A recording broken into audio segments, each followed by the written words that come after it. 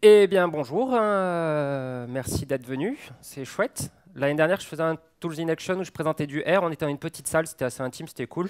Du coup, je dis cette année, on va la faire sans trop de pression, et en fait, vous êtes un peu plus nombreux, donc ça met un petit peu plus de pression, mais ça va être chouette. Donc, je suis Nathaniel Richand, je suis indépendant un peu plus, vu que je crée une structure à plusieurs qui s'appelle Gilles Tribu, où on fait des trucs chouettes, c'est ouvert, notamment autour de la formation et autour de plein de trucs qui nous plaisent. Donc si ça vous intéresse, vous pouvez venir m'en parler. Et je suis venu vous parler cette année de mon coup de cœur de l'année dernière, qui s'appelle Dashing. J'ai remis le paquet lessive, juste pour au cas où vous n'auriez pas compris la blague sur le titre, mais bon, ça n'a rien du tout à voir avec ça. Et donc ça fait une petite année qu'on a découvert ça et qu'on l'utilise avec l'équipe avec laquelle je bosse, et on trouve ça vraiment chouette. Donc du coup, c'est l'occasion de partager le coup de cœur. Le but de cette presse, c'est de vous montrer comment ça marche, comment on s'en sert. Et puis après, on va vite partir sur du live code où l'essentiel de la presse sera basé sur du code. Donc Dashing, rapidement, Dashing, ça a été créé en 2012 par Shopify. C'est open source, c'est gratuit, donc c'est plutôt facile, mais c'est facile pour un dev. C'est-à-dire qu'il faut coder un petit peu. C'est pas du drag and drop et ça marche tout seul, mais ça reste super simple. C'est plutôt sexy. C'est les retours qu'on a, c'est que les dashboards qu'on a fait, ils sont plutôt jolis et les gens, ça accroche le regard des gens. Donc ça, c'est le nôtre qu'on utilise avec depuis hier. On a même carrément une barre pour le porter, donc c'est plutôt chouette. Donc il est au-dessus de notre îlot. Donc voilà, ce qui est sympa, c'est que du coup, ça attire le regard de tout le monde. En plus, je vous expliquerai comment la manière dont on l'utilise. Et puis petit à petit, du coup, chez le client, ça s'est développé petit à petit, si bien qu'actuellement, on en a 4 et il y a eu plein de commandes de Raspberry Pi qui ont été faites parce que c'est vrai que c'est con d'utiliser juste une grosse mécane juste pour faire tourner un Google Chrome avec un onglet ouvert sur Dashing. Du coup, on a mis des Raspberry Pi et ça se développe un peu de partout. On a même dans les cartons du coup le service client qui serait intéressé pour qu'on leur bascule leur tableau qu'ils ont, vu que derrière il y a des API, pour qu'on leur fasse nous-mêmes au final la partie visu, qui est plutôt sympa. Concrètement, voilà ce que ça donne. Pour donner l'exemple, c'est celui de l'équipe avec laquelle je travaille tous les jours. Et il est tous les jours allumé sur notre bureau. Ce qui est sympa, c'est que nous, on a mis pas mal d'indicateurs. Donc, on a mis des indicateurs sur la vie de l'équipe, comment se porte l'équipe. Donc, on va avoir des indicateurs sur ce qu'on appelle Team Mood. C'est tous les jours, on a du coup la santé, savoir si les gens sont contents d'être là ou pas. On a des indicateurs sur la performance de l'équipe. Donc, ça va être des trucs qu'on va remonter depuis Jira. On a des trucs sur des KPI métiers. Donc c'est plus la ligne du milieu. Par exemple, un de nos métiers qu'on a, c'est de flouter des plaques d'immatriculation. Donc on a un truc qui s'assure que tous les jours ça marche bien et que le système il est toujours opérant tel qu'on l'entend.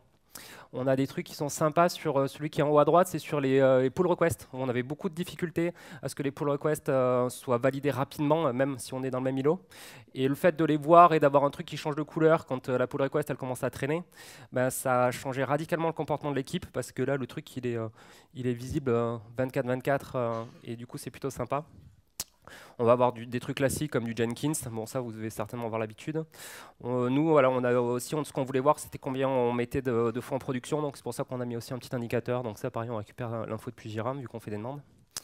Et surtout, la petite spécificité que nous, on a fait, c'est qu'on voulait un truc qui soit en gros, quand on passe devant le tableau, on voulait savoir si, rien qu'en regardant le tableau, en un clin d'œil, on pouvait savoir si c'était bon ou s'il y avait un truc à faire. Du coup, si c'est ouvert, c'est que c'est cool. Et c'est plutôt sympa quand on part le soir, quand on éteint le dashing, et on fait, je vois que ça marche. Et c'est cool. Ou le matin, quand on arrive, on voit que c'est vert, fait bon, hop là, je vais direct au café, hein, je sais que tout roule. Et à l'inverse, quand ça passe orange, on fait il y a un truc qu'il faut qu'on regarde, il y a une action à prendre. Et si c'est rouge, il faut qu'on s'arrête et qu'on fixe directement. Il y a un truc, il y a soit un système qui plante, soit s'il y a quelqu'un qui tire la gueule, aussi, il faut qu'on en discute entre nous parce que c'est important. Donc du coup, ça fait vraiment on est devenu beaucoup plus réactif par rapport au problème. On a sélectionné vraiment finement les métriques qui étaient importantes pour nous. Et c'est plutôt sympa, c'est que sur la durée, on voit vraiment que ça a changé des comportements dans l'équipe. Donc voilà, je voulais montrer comment ça marche sous le capot, parce que je trouve que c'est un bel outil qui est vraiment sympa. Donc voilà, rapidement, juste pour que vous compreniez le principe, ça marche avec, on va avoir un dashboard. Donc ça va être un fichier ERB, vous allez voir ça juste après. On a des widgets du coup. Les widgets, ça va être chacun des petits... un widget, ça va être les petits carrés que vous voyez là, sachant qu'il y a des widgets qui peuvent être réutilisés. Donc typiquement, vous voyez ceux qui sont en forme de jauge, ça va être le même widget. Donc ça va être un widget meter, celui-là. Et on va le réutiliser plusieurs fois, par contre, dans différents contextes différents. Donc on va retrouver donc nos petits widgets. Les petits widgets, pour les coder, ça va être des trucs super sexy, du HTML, du CoffeeScript, du CSS, des trucs qui, moi, m'emballaient pas trop à la base, mais au final, ça se passe très bien, donc vous inquiétez pas. Et après, derrière, ce qui va être important, c'est d'envoyer la data donc, à nos widgets. Et la partie data, ça se fait avec des jobs qui sont prévus dans Dashing, et ça, c'est du Ruby. Alors, vous inquiétez pas, j'avais jamais fait de Ruby avant de faire du Dashing, et bon, on s'en sort. Bon, vous le verrez quand vous verrez mon code que j'avais jamais fait de Ruby avant, mais ça marche bien. Au final, ça fait pas trop peur, vous inquiétez pas. Ou on peut aussi envoyer par l'API, si on a le temps, je vous montrerai. Et ben voilà, on y go. Donc là, je suis sur quelque chose de totalement vide. Donc je vais commencer à créer donc mon premier dashing. Donc on va faire un truc Devox. Donc là, il va me générer donc tout ce qui va bien. Donc là, je peux directement le starter. Forcément, il faut que j'aille quand même dans le répertoire. Hop. Donc là, si je le start, il me dit c'est parti. C'est sur le port 3030. Donc là, si je démarre sur le port 3030, donc là, j'ai un super tableau. Donc c'est le truc de démo, mais c'est cool, ça marche. Donc c'est une bonne base pour démarrer, comme ça on va pouvoir s'inspirer d'un tableau qui marche. Donc voilà, bon, ça c'était juste pour vous montrer que ça tournait. Donc là ce qu'on va faire, c'est qu'on va commencer à créer, donc je vous disais, un premier dashboard. Donc on va faire dashing generate dashboard Devox. Boum, donc là il m'a créé un fichier ERB. Donc là on va y regarder sous le capot ce qu'il a fait. Donc là, on a un fichier ERB. Est-ce que c'est assez lisible? Ça a l'air assez gros, non? Ça vous va? Ouais, ça va au fond? Ok, cool. Donc là, ce qu'il m'a créé, il m'a créé un dashboard avec un widget.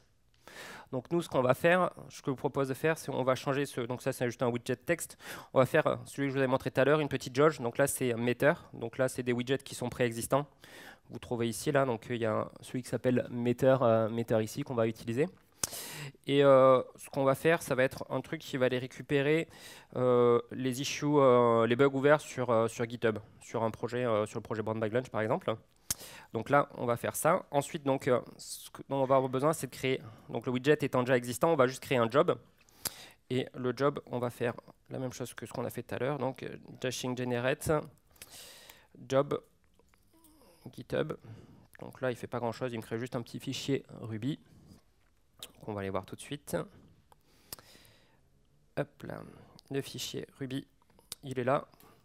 C'est assez simple, la seule chose qu'on va trouver, donc c'est un scheduler qui dit toutes les minutes, tu m'exécutes ce qu'il y a dedans, et ce qui est dedans, c'est envoie-moi de la data sur le widget là, sauf que bon, pour l'instant, il n'y a rien qui est prévu. Donc on va faire ça. Donc j'ai un petit truc pour aller plus vite. Mais, donc voilà, en gros, c'est ça la structure d'un get dans Dashing. La seule chose dont on va besoin, c'est donc j'utilise deux librairies de gem Ruby, c'est HTTP party et JSON qui sont pratiques. Ça, alors on va faire ça très vite, mais juste il faut penser à les déclarer dans le gemfile. C'est un truc qui ressemble un peu à du npm. C'est juste pour qu'il télécharge les modules. Bon, ça c'est fait, on n'y retouchera plus jamais. Donc là, ce que je vais faire, c'est assez simple. Je vais lui dire à Dashing, va me récupérer sur cette URL-là, fais-moi un get. Donc là, c'est ce qu'on va faire là. Récupère-moi la data et ensuite on va l'envoyer sur le widget. Donc l'URL, hop là, je l'ai mis de côté. Mon URL de GitHub, elle est là. Hop. Donc mon URL, concrètement, voilà, c'est juste j'ai piqué l'URL vu que GitHub ils ont des API propres. On va faire un get GitHub.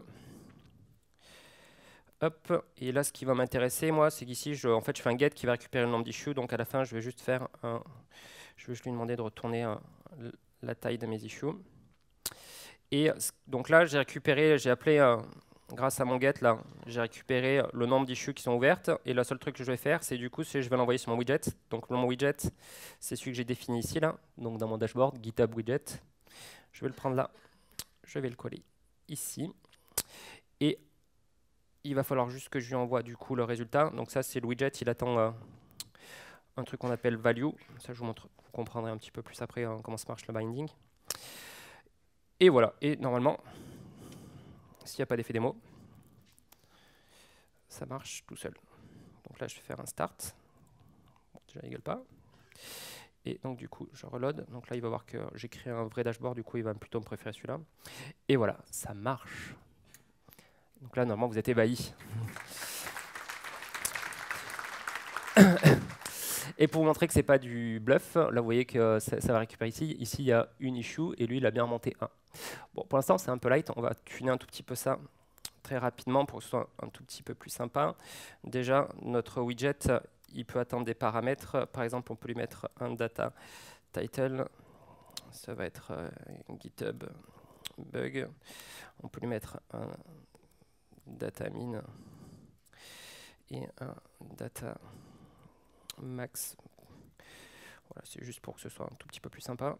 Voilà, déjà, ça commence à avoir meilleure mine. Le fait de lui mettre le min et le max, ça permet de savoir comment il se calibre. C'est comme ça que fonctionne ce widget-là. Nous, ce qui était très important, je vous disais, ce qui est important, c'est d'avoir un tableau avec plein de métriques. C'est sympa, mais surtout ce qu'on voulait, c'est qu'on a un système facile et on se basait sur la couleur pour savoir. Donc du coup, ce qu'on voulait, c'est être tous nos widgets, ils soient hyper intuitifs. Et en gros, si c'est tout vert, on sait que c'est bon. Donc là, on va lui rajouter une petite partie de couleur. Pour la couleur, ça va pas être très compliqué. Donc, le seul truc qu'il va falloir, c'est qu'on récupère la couleur. Donc là, j'ai une petite... hop, j'ai déjà oublié. J'ai prévu des raccourcis, mais je les ai oubliés. Voilà, dashing color. Hop, forcément, c'est pas celui-là. Ça va être... Oh, bah alors. Non, bon, ce que je vais faire, c'est que je vais le piquer. Alors ça, c'est juste l'espace, parce que voilà, c'est get out. Je l'ai juste répété 3 fois. Hop. Voilà. Donc là, c'est une petite fonction que j'avais fait. Voilà, c'est là où vous voyez mon niveau de Ruby. C'est super sexy. On doit faire ça, on peut vraiment faire ça en une ligne. Mais bon, voilà, c'est comme ça vous parle, c'est facile à lire. Non, je l'ai déjà écrit en une ligne en plus, mais bon, c'est... À la base, mon niveau de Ruby, ça ressemble à ça. Donc là, le seul truc que je vais faire, du coup, c'est que je vais lui envoyer en plus à mon widget la couleur. Et donc la couleur, ça va être get hotness sur le result. Donc, en gros, ma méthode, elle dit si jamais tu as une issue, ça va. Si tu en as plus de une, ça passe à orange. Et si tu en as plus de 5, ça passe à rouge. Donc ça, je vais renvoyer cette info-là au widget. Et donc, du coup, à mon widget, il va falloir que mon widget gère cette partie-là. Donc ça, c'est le CoffeeScript qui est le plus adapté pour faire ce changement d'état. Donc c'est le CoffeeScript va récupérer la data et donc va du coup agir sur le widget pour changer son état. Donc là, hop là, voilà, je vous épargne. C'est pas non plus énorme. Là, vous voyez aussi mon niveau de CoffeeScript qui est énorme. Où du coup, je récupère juste ma data et je lui dis en fonction de ce que tu reçois, tu vas changer la couleur de la CSS derrière, background color. Hop, donc là, normalement, alors pour ça, normalement, il faut faire un restart. Donc là, je redémarre mon dashing. Hop. Voilà, donc là, on est vert. Donc déjà, c'est plus sympa. Et ce qu'on peut faire, c'est que normalement, si il n'y a pas de souci, je vais prendre une autre issue là, qui est un enhancement. Là, et je vais m'amuser à la flaguer en bug. Et si tout se passe bien, hop. Donc là, par contre, j'ai mis 1 minute. J'aurais pu être plus sympa, histoire de ne pas vous faire poireauter. Mais ça va passer en orange, normalement, d'ici quelques secondes, parce que vu que j'ai un timer ici qui me définit que mon widget, il tourne, mon job tourne toutes les minutes, il va passer orange. Je continue, vous allez voir passer orange, j'en suis sûr. Donc voilà, donc ce qui est sympa, c'est qu'en très peu de lignes de code, on a créé un premier widget qui va récupérer une data quelque part. Ce qui est sympa, c'est que peu importe la data où elle est, on va la récupérer vraiment hyper facilement. Si la data est accessible en HTTP, c'est juste du bonheur parce que ça va être hyper simple du coup. On va continuer. Voilà, waouh, super. Donc là, ça a marché, il a bien mis à jour tout seul son contenu sans que j'y fasse quoi que ce soit. Je pense à faire un nettoyage après. Donc voilà, notre premier widget, on a utilisé un widget existant, c'est assez facile. Deuxième chose qu'on va faire, c'est que je vais vous montrer comment créer un widget from scratch. Donc là, on a réutilisé un widget existant Meter. On va partir sur un truc hyper indispensable qui n'est pas prévu par défaut. On va faire un widget Jiffy. Parce que je pense que si vous utilisez Slack ou si vous avez vu toutes les présentations, tout le monde, c'est la mode, c'est de faire du GIF animé. Donc du coup, on va se faire notre widget qui va récupérer tout seul du GIF animé. Comme ça, vous n'aurez même plus besoin d'aller la chercher ou de faire même la commande Jiffy sur Slack. C'est quand même génial. Donc là, ce qu'on va faire, donc on va partir... Donc, on va se faire donc un nouveau job qui sera pour Jiffy. Donc ça va être à peu près la même chose que celui qu'on a fait avant, sauf que l'URL, au lieu de taper sur GitHub, va taper sur Jiffy. Et donc là, on va se faire un widget pour Jiffy. Donc vous voyez, là, il me crée 3 fichiers, un fichier Coffee, HTML et CSS. Donc si on va voir le résultat, donc là, vous allez trouver dans les répertoires widgets, hop, la partie Jiffy, il m'a créé un fichier CSS, sans trop d'intérêt parce qu'il est vide. Un fichier copy aussi qui est à peu près vide là, cela intéresse du coup de me la nommer Jiffy. Et un fichier HTML qui va être le contenu du widget. Donc le contenu du widget, pour l'instant, c'est juste qu'il affiche un texte dans une div. C'est pas énorme. Donc ce qu'on va faire, c'est qu'on va donc rajouter notre nouveau widget sur le tableau, sur le dashboard. Donc ça sera un Jiffy widget, on va l'appeler. Data view, donc là, ça va être Jiffy. Donc ça doit matcher, au final, ça match avec le Coffee, ça match juste avec le Jiffy que vous voyez ici. On va enlever tout le reste là qui ne sert pas à ce widget-là.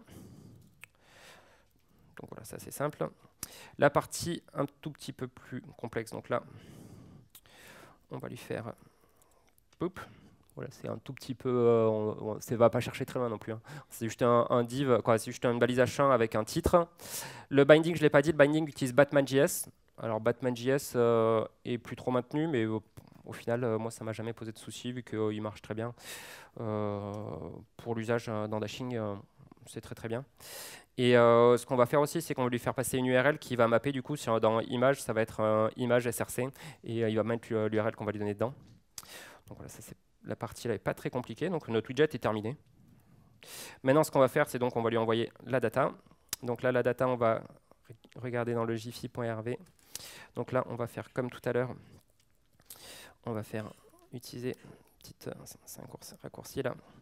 Donc notre URL pour Jiffy, ça va être... Hop, là, je la récupère juste ici, vu que je l'ai mis de côté. Voilà. Donc là, on va faire un get Jiffy sur cette URL. Hop. Donc là, on va lui faire passer un mot. Par exemple, en mot, on va lui mettre Java. Concrètement, donc là, j'ai l'appel ici. Voilà, si j'appelle, en gros, ça va faire exactement ça. Ça va appeler Jiffy avec le paramètre. Jiffy va nous renvoyer un gros tableau énorme avec plein de résultats là. Donc on va une centaine de résultats. Et nous, ce qui va nous intéresser, c'est prendre un résultat dedans, récupérer l'original URL qui se trouve ici. Donc ça, c'est ce qu'on va récupérer de notre appel à Jiffy. Donc là, ce qu'il va falloir faire, c'est toujours le send event. Donc là, on va mapper sur le Jiffy widget. Pop, la data qu'on va lui envoyer. Donc à Jiffy, ça va pas être très compliqué. On va lui envoyer du coup le title. Donc le title, ça match avec ici le matching Batman. Donc ça va être ce title là. Title, hop. Ça va être du coup... non, ça va être ici en title. On va lui envoyer juste notre mot. Et l'autre truc qui va être intéressant, c'est d'envoyer le Jiffy URL ici. Donc là, ça c'est le Jiffy URL par contre qu'on va récupérer dans notre result. Et donc notre result, par contre, il faut qu'on récupère. Donc là, il faut juste regarder le rendu du JSON. Et le rendu du JSON va nous dire que c'est, voilà, ça va être images URL.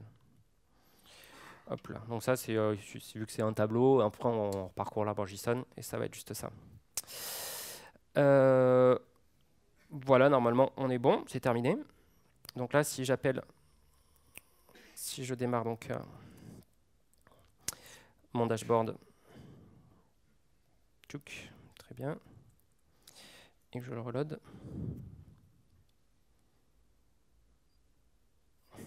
forcément. Ah, c'est peut-être l'appel à Jiffy qui est un tout petit peu lent. Ouais, là, ça va être juste le réseau qui doit être un tout petit peu lent, parce que du coup, vu que je fais un appel à Jiffy avant d'envoyer quoi que ce soit, ça va pas tarder à arriver. Restons positifs. Et donc, du coup, peut-être changer de... Ouais. Je suis un fou, je change de réseau. Basculer sur la 4G. Hop.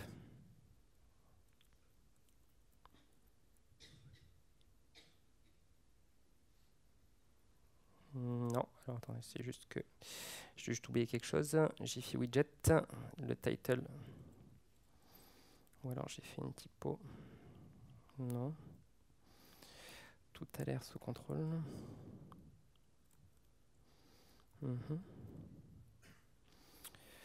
Hop, hop, hop. Ah, tu crois? Ouais, on va retenter le coup.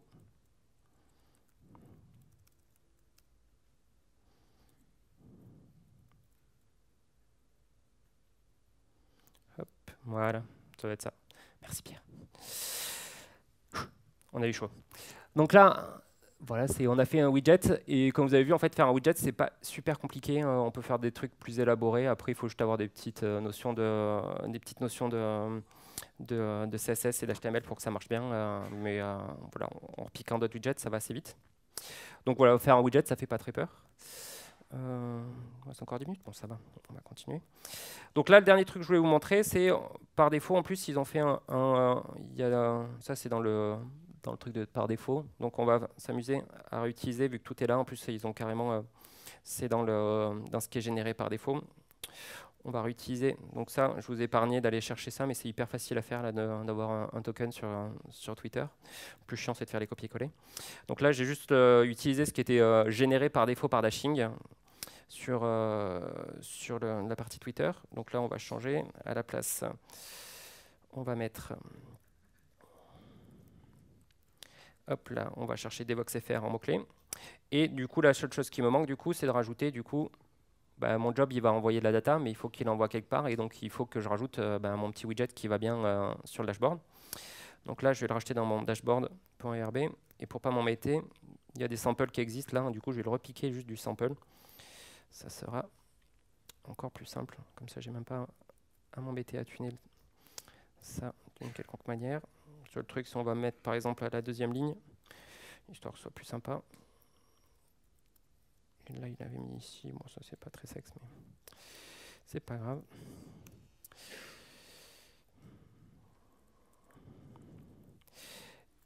Et donc, du coup, si je reload, voilà, il y a mon tweet qui arrive. Alors là, c'est juste le premier appel qui est long, vu qu'il va charger, je crois, un millier de tweets là, et après il va tourner dessus. Mais ça va pas tarder à arriver. Ça va pas tarder à arriver. Normalement, on va voir. Ouais, c'est juste le temps qu'il charge ça. Il va nous mettre des beaux tweets. Bon, on va le laisser faire. On va pas aller plus vite que le réseau. Donc voilà, donc vous voyez, c'est très simple. En un quart d'heure, j'ai fait un début de dashboard où j'ai pris une vraie métrique, j'ai codé un widget. Je me suis interfacé avec Twitter. Bon, ça, c'est ceux qui le proposent, c'est super simple à manipuler. Le dernier truc que je voulais vous montrer, bon, ça c'est juste plus pour le fun, plus qu'autre chose, mais je vous disais que on peut attaquer la data juste en la poussant avec du coup les jobs Ruby qui sont prévus par défaut. On peut aussi la pousser par API, je vous disais. Et du coup pour ça, pour vous montrer, j'ai juste prévu un curl ici. Donc mon curl ici, il va juste donc là le hot token et le hot token de base. Donc j'ai laissé, mais ça se tue dans Dashing. Et du coup je vais juste pousser la data à mon widget Jiffy là que j'avais créé précédemment. Et donc du coup pour faire ça, donc là mon widget il ressemble à ça pour l'instant. Et pour Ah mince, par contre, il faut que je laisse mon dashing allumé, sinon ça sert à rien de... Hop. Donc là, mon dashing ressemble à ça, et voilà. Donc là, c'est moi qui pousse la data directement sur un des widgets. Et bah voilà, c'était ça pour le live code.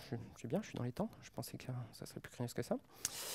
Et du coup, voilà, ce que je voulais vous dire, c'est que c'est un outil qui a des technos qui à la base ne me faisaient pas rêver, mais qui est très bien ficelé, qui se code très vite. Et je vois que nous, dans l'équipe, on a hyper accroché. Et ça fait vraiment tache d'huile sur toutes les autres équipes autour de nous qui ont fait pareil. Parce que de un, c'est sympa, c'est joli. Puis du coup, les gens s'arrêtent, regardez les dashboards. Si on fait des dashboards suffisamment simples, qu'on évite de faire juste un peu un papier peint avec des milliards de métriques, c'est pas mal parce qu'à ce moment-là, ça va vraiment être lu, vraiment être utilisé par tout le monde. Et du coup, on va pouvoir, ce qui est sympa, c'est aller piocher de la data un peu de partout. Nous, on en pique beaucoup dans nos logs, vu qu'ils sont dans l'Elasticsearch. Du coup, c'est hyper facile d'aller récupérer plein de métriques un peu de partout. Après, on prend aussi, dans les projets, on a pris le pli aussi de faire en sorte d'exposer toutes nos métriques importantes et d'aller taper sur toutes les API qui vont bien donc, par exemple, les pull requests, c'est sur Bitbucket. C'est assez simple. Et je vous encourage vraiment à aller jeter un petit coup d'œil à ça. Parce que vraiment, c'est hyper agréable à programmer, même si c'est dans des technos à la base qui, moi, me faisaient pas rêver. Et de deux, je vois que ça a vraiment changé la dynamique de l'équipe, où il y avait des trucs qu'on arrivait mal à faire. Et le fait de l'avoir visuellement et de pouvoir le tuner précisément pour afficher la métrique qu'on voulait, de la manière qu'on voulait, c'est plutôt sympa. Donc, je vous encourage à aller jeter un petit coup d'œil à ça.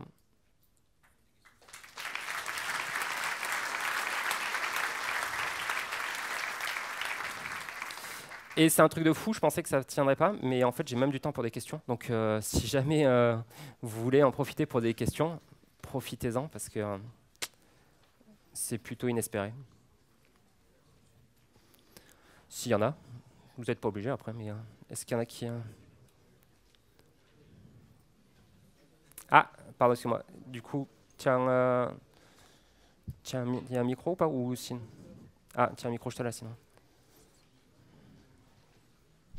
Bonjour, j'aimerais savoir jusqu'où on peut aller par rapport aux fréquences de rafraîchissement des infos. En fait, c'est dans la partie sample là, qui s'est affichée, il y avait une partie valeur boursière.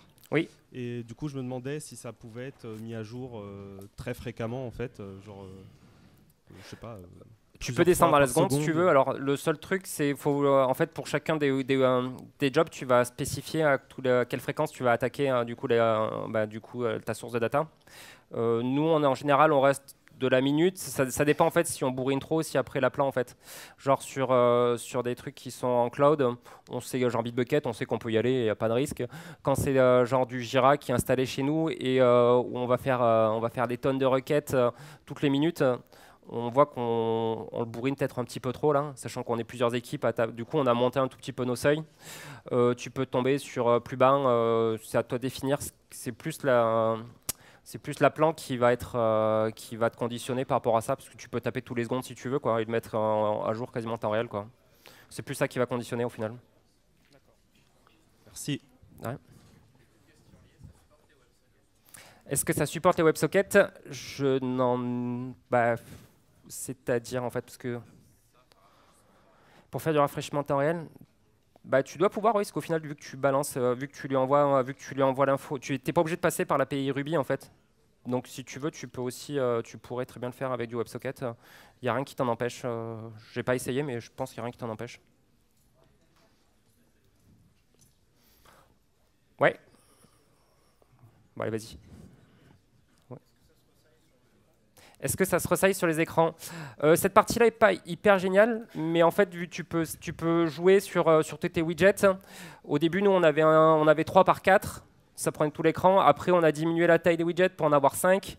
Là, on commence à être presque short, mais on a décidé de prendre plutôt un autre écran pour mettre d'autres choses à côté. Tu peux jouer sur la taille de tes widgets. Et après, de toute façon, vu qu'en général, c'est destiné pour être affiché en mode kiosque, tu sizes par rapport à ton kiosque et après, tu ne le changes pas, quoi. Tu avais une question, du coup? Est-ce qu'on a des limites de performance avec un Raspberry Pi? Alors, en fait, nous, à l'affichage, ce qu'on fait, c'est que le dashing, il est hosté sur un serveur à part. En fait, c'est un serveur qui est partagé. On a fait des conteneurs Docker sur lesquels ça tourne. Et par contre, en fait, le Raspberry Pi, ça ouvre juste un Chromium. Et en fait, on a juste fait en sorte que le Raspberry Pi, quand il démarre en mode kiosque avec le Chromium qui s'ouvre sur la bonne URL. Et ça marche très bien. Juste pour faire ce genre d'affichage-là, aucun souci, quoi. Du coup, c'est pas très cher pour avoir juste ce genre d'affichage. Encore une question? Ou on est bon? Ben, merci beaucoup, en tout cas.